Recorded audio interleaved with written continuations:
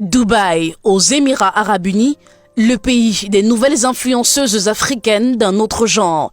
Elles sont jeunes, brillantes et ambitieuses. Elles vivent dans le luxe insolent, dorment dans les grands hôtels et claquent les billets dans les snack bars où elles font couler les champagnes en fumant la chicha. Elles sont payées à coups des milliers de dollars ou des millions de francs pour tourner des scènes incroyables et faire des choses parfois inimaginables.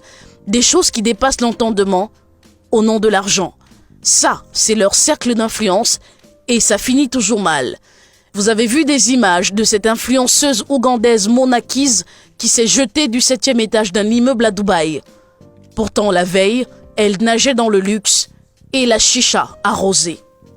Ces filles se recrutent dans tous les pays d'Afrique, du Cameroun au Sénégal, du Gabon au Togo, du Maroc à la Côte d'Ivoire et bien d'autres. Vous avez peut-être déjà entendu parler des histoires de Dubaï porte-à-porte. Ces filles pilulent désormais la toile avec des vidéos arrosées des actes scatophiles avec des chiens, des hommes, des singes. Elles prennent leurs pieds. Elles vont même aller jusqu'à manger de la merde, devenant des toilettes publiques de ces hommes friqués, d'où le nom Dubaï porte-à-porte. Tant que la facture va leur permettre de venir impressionner leurs sœurs africaines dans leur pays d'origine, tout passe et rien ne cale. C'est donc le chanteur camerounais Malox le Viber qui avait raison quand il dénonçait à coups de gueule ces filles du plaisir dubaïen qui, sous le prétexte d'aller faire de bonnes affaires, roulaient l'opinion en bateau. Cette Togolaise impliquée raconte comment plus de 10 Émiratis l'ont prise. Extraordinaire.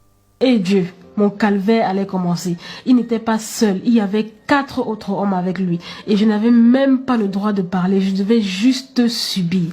Moi qui croyais que c'était juste une partie de jambes en l'air avec un homme. Non, pas du tout, c'était plus que ça. Autour de Doxy Yao de dire sans plaisanter le bonheur de nager dans le luxe. Je paie ma suite à 1,5 million de francs CFA par jour. 1,5 million par jour, le Burj Al Arab. Et mon champagne coûte 3 millions de francs CFA, dit-elle. Mais où prend-elle cet argent? Ici, c'est toujours Dubaï porte-à-porte. Et sur cette image floutée, une vidéo d'une influenceuse nigériane fait joujou avec le chien du maître. Les images ont fuité sur les réseaux sociaux. Dommage pour ces rêveuses. Les témoignages pleuvent, l'argent facile à bousiller les valeurs. Cette Miss fait de graves révélations sur la vie des influenceuses. La vie de ces nouvelles businesswomen finit parfois en catastrophe entre tuerie, viol à répétition, traumatisme incessant et suicide. Dubaï, l'Eldorado des influenceurs, n'en est finalement rien. Faites désormais attention à ces filles et jeunes garçons influenceurs enrichis du jour au lendemain, sans parcours clair. Vous avez peut-être affaire à un porte-à-porte appelé toilette publique à Dubaï. Merci de vous abonner à notre chaîne Premium Télévision pour ne rien rater des infos tout azimut, actualités sociopolitiques, culturelles et sportives du 237, du continent et du monde. À bientôt.